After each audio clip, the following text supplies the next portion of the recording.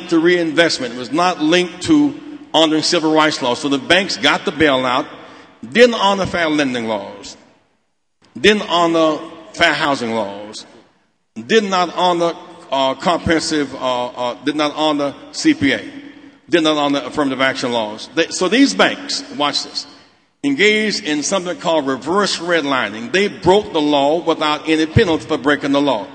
The same day that the president addressed the matter of Dr. Gates and Crowley on the issue of an incident that took on the media firestorm. That same day, Lisa Madigan, the Attorney General, had a press conference in Chicago filing a lawsuit against a bank that got bailout, but the bank did not lend. That bank targeted blacks and Latino people on South and West Side Chicago. Blacks and browns making $100,000 a year got subprime high-cost loans. Whites making $50,000 a year got low-cost prime loans. The fact is it did not help white or black, because at the end of the day, when we begin to face foreclosure, since every time one house is in foreclosure, 9 houses lose value, we were evicted and couldn't pay taxes. They won the war, and the house was worth more than they were paying for it. So guess what?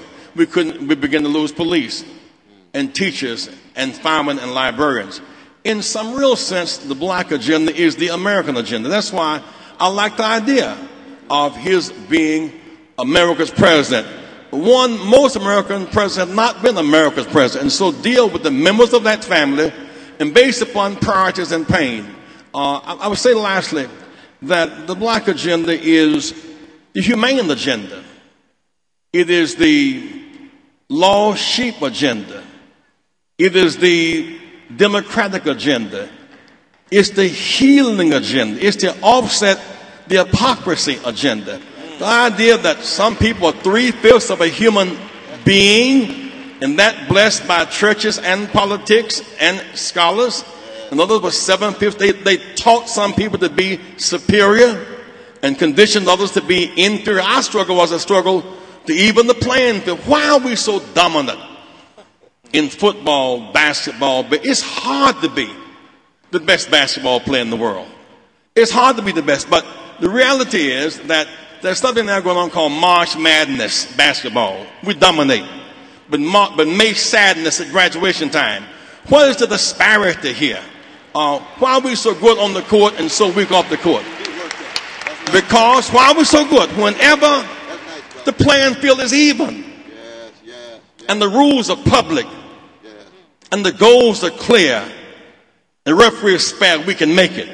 When you look at where we are today, the rules beyond the playing field are not fair.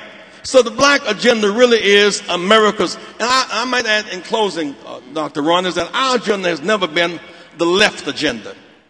It's always been the moral center. The 13th Amendment in slavery and indentured servitude, it was the moral agenda.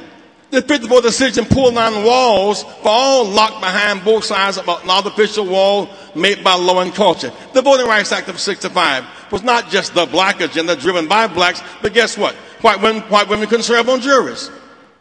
Farmers who couldn't pay the poll tax couldn't vote. 18-year-olds couldn't vote. You couldn't vote residency where you went to college. We had to democratize democracy and have proportionality. And so I would say to you that the black agenda is the moral center agenda. That in slavery time, if the right said, treat them as you want to, they are your property. The left wing said, be kind to them. That's the left. Our agenda was end that system. We must end the system of oppression. And I say to you today that the black agenda is winning. From ending slavery, to ending legal Jim Crow, to the right to vote, to electing a president. Our agenda, the moral agenda, is marching on. We are a better nation because of our morally centered. Our agenda is good for the healing of America. Our agenda has never been exclusion. Our agenda is the canary in the mine.